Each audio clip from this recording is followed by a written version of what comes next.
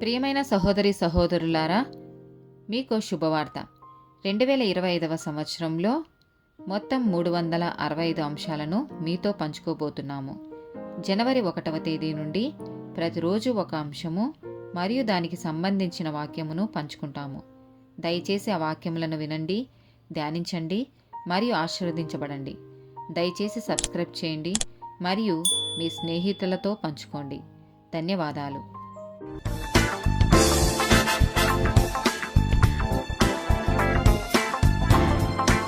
49th day topic సంతానహీనత. ఆదికాండము 11వ అధ్యాయము 30వ వచనం. శారాయి గొడ్రాలై ఉండెను, ఆమెకు సంతానము లేదు. ఆదికాండము 17వ అధ్యాయము 17వ వచనం. అప్పుడు అబ్రహాము సాగిలపడి నవ్వి, 100 వానికి సంతానం కలుగునా, 90 ఏండ్ల శారా కనునా అని మనసులో అనుకొనెను. ఆదికాండము 25వ అధ్యాయము 21వ వచనం. ఇస్సాకు భార్య గొడ్రాలు గనుక అతడు ఆమె విషయమై యెహోవాను వేడుకొనెను. యెహోవా అతని ప్రార్థన వినెను గనుక అతని భార్య అయిన రిబ్కా గర్భవతి ఆయను. ఆదికాండము 29వ అధ్యాయము 31వ వచనం. లేయా ద్వేషింపబడుట యెహోవా చూచి ఆమె గర్భము తెరిచెను. రాహేలు గొడ్రాలై ఉండెను. న్యాయాధిపతుల గ్రంథము 13వ అధ్యాయము 2-3 వచనాలు. ఆ కాలమందు దాను వంశస్థుడును జర్యా పట్టణస్థుడు నైన మనోహ అను నొకడుండెను. అతని భార్య గొడ్రాలై కానుపు లేకయుండెను. యెహోవా దూత ఆ స్త్రీకి ప్రత్యక్షమై, ఇదిగో నీవు గొడ్రాలవు, నీకు కానుపు లేకపోయెను, అయితే నీవు గర్భవతివై కుమారుని కందువు.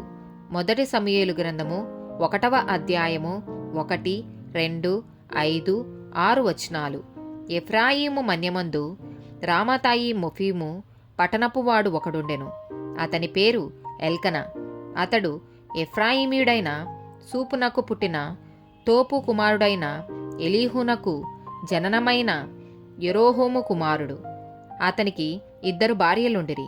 వీరిలో ఒకదాని పేరు హన్నా, రెండవ దాని పేరు పెనిన్నా. పెనిన్నాకు పిల్లలు కలిగిరిగాని హన్నాకు పిల్లలు లేకపోయిరి.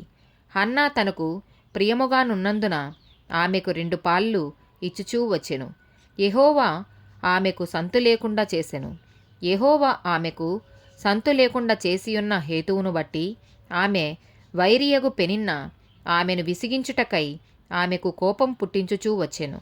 కీర్తనల గ్రంథము 113వ అధ్యాయము 9వ వచనం.